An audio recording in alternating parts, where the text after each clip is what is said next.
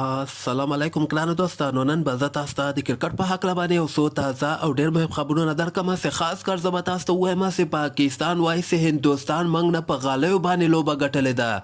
بل به زه تاسو ته د افغانستان یو نوی ځوان با استعداده لوبغاړی وښیم چې ننګیاری خړوټی نومیږي. په پاکستان کې په پاکستان جونیئر لیګ کې یو په زړه پورې بیټنګ هم ترسره کړی ده او په زړه پورې بولنګ هم د خپل ټیم لپاره ترسره کړی ده او د خپل ټیم لپاره فاینل لوبه هم ګټلې ده. دې نه علاوه به زه تاسو ته وایم چې د افغانستان زمریان هم که خیر مهربان ته رسېدلي دي، کوم به چې نیوزیلند سره په مهربان میدان کې لوبیږي.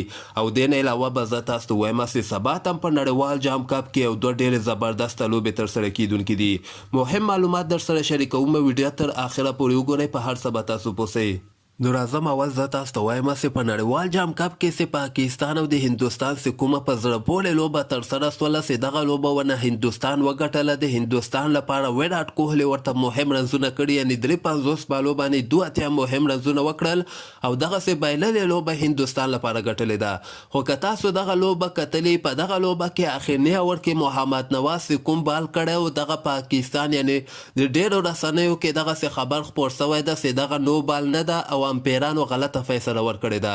او بل هغه فری هډ باندې چې کله ویراټ کوهلي بولډ اوټ سو، یعنې هلته هندوستان 3 رنزه کړي دي، وایي دغه هم غلط رنزونه امپایر ورکړي دي.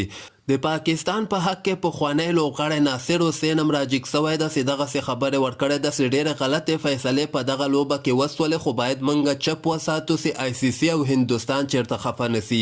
یعنې مطلب یې دغه ده چې ټوله زور د هندوستان په کرکټ کې چلیږي، ځکه خو امپیرانو هم د دوی په حق کې فیصلې کړي دي. تاسو هم د دغه په هکله باندې خپل نظر له سره شریکولی سئ.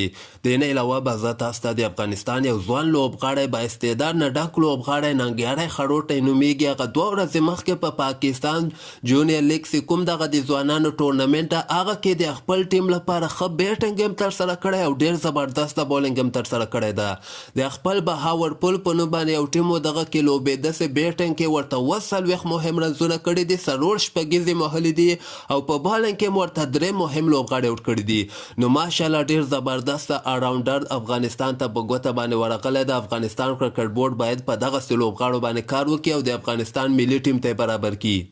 د نه علاوه به زه تاسو ته وایم چې د افغانستان زمریان هم که خیر دغه مهربن ته رسېدلي دي. اسټرالیا مهربن میدان کې چې کومه لوبه ترسره کیدونکې ده، دغه به نیوزیلند سره افغانستان که خیر د چهارشنبې په ورځ باندې یعنې 26 اکتوبر باندې دغه لوبه ترسره کیدونکې ده. د افغانستان لوبغاړي ملته رسېدلي دي. او بل به زه تاسو ته وایم چې سبا هم په نړیوال جام کپ کې 2 ډېرې زبردسته لوبې ترسره کیدونکې دي.